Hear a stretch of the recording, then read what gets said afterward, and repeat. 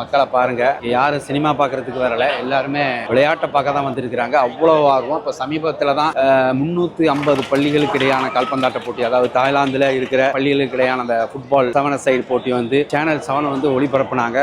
ரொம்ப பிரம்மாண்டம். மண் போட்டால் மண் உழாது. இப்போ நம்ம இருக்கிறது நேஷனல் ஸ்டேடியம், சுப்பலாச்சாய் ஸ்டேடியத்தில் இருக்கிறோம். 4 பள்ளிகளுக்கு இடையான ஒரு பிரபலமான கால்பந்தாட்ட போட்டியினுடைய இறுதிப் போட்டி நடந்துச்சு. கிறிஸ்டியன் ஸ்கூல், டெக்ஸேரியன், சுவன் குலாப், அதாவது ரோஸ்மேரி ஸ்கூலு, அசம்ஸ், அந்த 4 ஸ்கூலும் சாதாரணமான ஒரு பள்ளிகளுக்கு இடையான கால்பந்தாட்ட போட்டி இவ்வளோ பிரபலமாக, எவ்வளோ பாருங்கள் மக்கள் கூட்டம்லாம். அதாவது 6லிருந்து 60 வரை அந்த பள்ளிக்கூடத்தில் படித்த மாணவர்கள், முன்னாள் மாணவர்கள் எல்லாருமே இந்த விளையாட்டு வீரர்களை ஊக்குவிக்கிறதுக்காண்டி வந்திருக்கிறாங்க.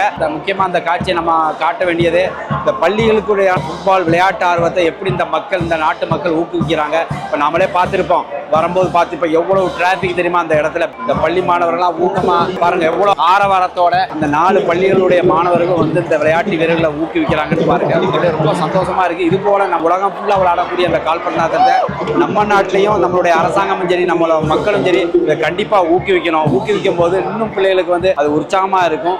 கிறிஸ்டியன் மிஷனரி ஸ்கூலுக்கு உட்பட்ட இந்த 4 பள்ளி ஸ்கூல், இந்த 4 ஸ்கூல்லையும் 2 வருடத்துக்கு ஒரு முறை அந்த ஃபுட்பால் டோர்னமெண்ட் நடக்குது. அதனுடைய அந்த பழைய முன்னாள் இந்நாள் மாணவர்கள் எல்லாருமே அந்த மேட்சை பார்க்கறதுக்கு காலையிலேருந்து இந்த மைதானத்தில் குடிச்சிருக்கிறாங்க. நம்ம மைதானத்தில் கேமை பார்க்க வந்தோம், பார்த்துட்டு வெளியே போகிறதுக்கான அந்த ரூட்டை கண்டுபிடிக்கிறோம். மக்கள் அவ்வளோ க்ரௌடாக இருக்குது.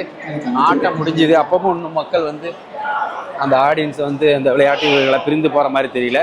விளையாட்டு எப்போதுமே மக்களுக்கு வந்து ரொம்ப உடலுக்கு ஆரோக்கியத்தையும் உற்சாகத்தையும் கொடுக்கக்கூடியது. அந்த விளையாட்டோடையே நம்மளுடைய வாழ்வை வந்து நம்ம தொடர்பில் வச்சுக்கிறணும். நிச்சயமாக நம்ம வந்து ஆரோக்கியமாக இருந்து கொள்ளலாம்.